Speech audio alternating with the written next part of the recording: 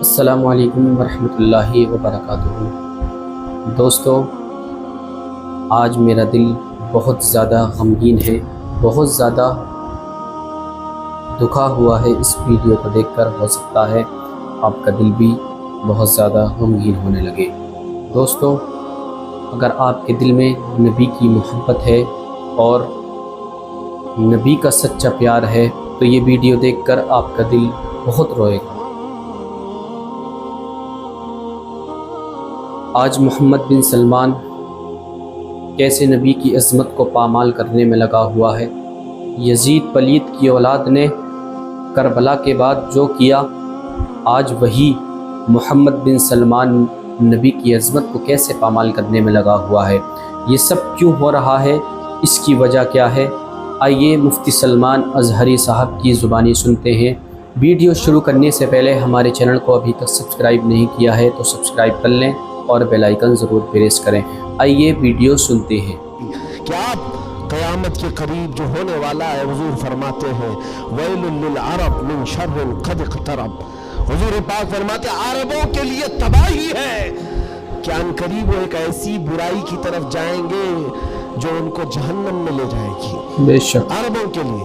اور حضور صلی اللہ علیہ وسلم نے یہ بھی فرمایا، حدیث پاک ہے، قیامت اس وقت تک نہیں آئے گی جب تک کہ عرب کے کچھ قبیلے بت پرستی نہ کرنے بے لگیں۔ شک عرب میں ہوگا ہی، عرب میں بت پرستی ہونے لگ جائے گی، مشرکین وہاں پیدا ہو جائیں گے۔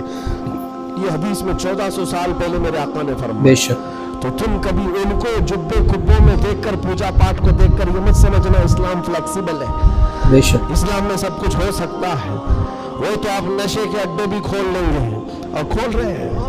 شراب پر سے پابندی ہٹا کر کے سعودی عرب میں اب شراب بیچنے پر بھی بات آ گئی۔ اللہ، عورتوں کا حجاب ختم اللہ ہے، مشرکین کا داخلہ ممنوع تھا، لیکن اب مدینہ رسول میں بھی مشرکین کا آنا اور اس کی اجازت دے دی گئی ہے۔ یہ ساری قیامت کے قریب کے حالات جو حضور نے پہلے بیان بے کیے شک ہیں۔ میرے آقا نے فرمایا ہے یہ عرب اس برائی کی طرف جا رہے ہیں جو ان کو جہنم میں لے جانے والی ہے، اور قیامت سے پہلے یہ ہوگا، لیکن ان کے یہ سارے کارنامے ہمارے لیے دلیل نہیں ہے۔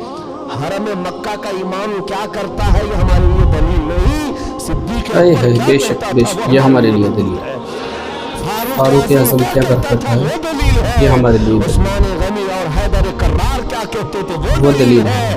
یہ بکے ہوئے لوگ اگر منبر پر چڑھ گئے تو ان کے خد و خال دیکھ کر کے تم مت بگڑ جانا۔ بے شک یہاں سے حالات ایسے ہو سکتے ہیں، خانہ کعبہ کے منبر پر کھڑے ہونے والا امام بھی اسرائیل کی فتح کے لیے دعا کر سکتا ہے۔ یہ ایمان بیچے ہوئے لوگ آ سکتے بے ہیں، شک اس لیے کہ یزید کا دور بھی آیا ہے، کرامتہ کا دور بھی آیا ہے، باطل قوتوں کا دور بھی آیا ہے جب انہوں نے کعبے کی امامت کی ہے، لیکن اہل سنت و جماعت ہمیشہ اس بات پر قائم رہے ہیں ان لوگوں سے ہمارا دین نہیں چلتا، اللہ اور اس کے رسول کی حقانیت اور قرآن سے ہمارا دین چلتا۔ اور ایک بات آخری، اسلام اپنا دفاع خود کرتا ہے، اسلام اپنا ڈیفینس خود کرتا ہے۔ کفار و مشرکین کو اگر یہ لگتا ہے کہ مسلمان سوئے ہوئے اسلام کا کچھ بھی کر لیں گے، یہ ناممکن ہے، پاسبل نہیں۔ ہم جیسے کروڑوں بھی سو گئے تب بھی اسلام قائم رہے گا۔ اسلام اپنا ڈیفنس خود کرتا ہے، کیوں؟ اس لیے کہ یہ انسانوں کا بنایا ہوا دین نہیں ہے، خالق کائنات کا دین ہے۔ اور قرآن میں رب تعالیٰ نے فرمایا یریدون لیطفئوا نور اللہ بافواہہم، لوگ اپنے منہ کے پھوکوں سے اسلام کا چراغ بجھانا چاہتے ہیں اور اللہ اپنا چراغ مکمل کر کے رہے گا۔ وَلَوْ كَرِهَ الْكَافِرُونَ، اگرچہ کافر ناپسند کرے۔ اور ایک بات سن کر کے جائے، میرے رب کا وعدہ ہے قرآن پاک میں، یہ دین اسلام پوری دنیا پر غالب آ کر رہے گا، آ کر رہے گا۔ یہ بات میں نے کئی جگہ سٹیجوں پر کی تو کچھ لوگوں نے کہا بھی تھا جو نان مسلم ہیں، انہوں نے کہا تھا کہ یہ مولانا ایسے بیٹھ کے چلا رہا ہے، حالات دیکھتا نہیں ہے، فلسطین میں ان کے ٹکڑے ہو رہے ہیں، شام کو تباہ کر کے رکھ دیا گیا ہے، इराक में इनके जनाजे निकलते हैं, अफगानिस्तान को तोड़ कर रख दिया गया है, और ये मौलाना चिल्ला कर कहता है इस्लाम पूरी दुनिया में गालिब आकर रहेगा। ये अपना मोहल्ला नहीं बचा पाते, पूरी दुनिया की बात करते हैं। जालिमों तुम्हें खबर क्या है, इस्लाम जिंदा है करबला के बाद। तारीख ये बताती है अगर इस्लाम को खत्म होना होता रसूलुल्लाह के नवासी की शहादत के बाद खत्म हो जाता, अली असगर अली अकबर की शहादत पर खत्म होता। जब रसूलुल्लाह के घराने की शहादत पर इस्लाम नहीं रुका, हमारे हजारों के कत्ल पर कभी इस्लाम नहीं रुक सकता। एक गज्जा एक फिलिस्तीन क्या, हजारों गज्जा तुम इस जमीन पर कायम करके दिखा दो, तब भी मेरा चैलेंज है इस्लाम रहेगा। इस्लाम था, इस्लाम है, इस्लाम रहेगा। नबी सल्लल्लाहु तआला अलैहि वसल्लम का लाया हुआ ये वो हसीन शजर है जिसकी जड़ें तहत सरा में है और जिसकी शाखें और जो सुरैया पर है। इसके पत्ते को हिलाना भी मुश्किल है। लोग आज ये समझ करके बैठे मुसलमानों को मारना इसका मतलब है इस्लाम खत्म होना, ऐसा नहीं है। मुसलमानों का कत्ल इस्लाम का कत्ल नहीं है। मुसलमान इसकी हिफाजत के लिए नहीं है मेरे अजीजों, अल्लाह इसकी हिफाजत फरमा रहा है, अल्लाह इसकी हिफाजत फरमा रहा है। और आप सबकी जिम्मेदारी ये है, आप सबकी जिम्मेदारी है। एक सवाल का जवाब और भी, किसी के ज़हन में ये चीज़ आता है, ये सवाल आता है तो उसके इत्मीनान के लिए कह रहा हूँ।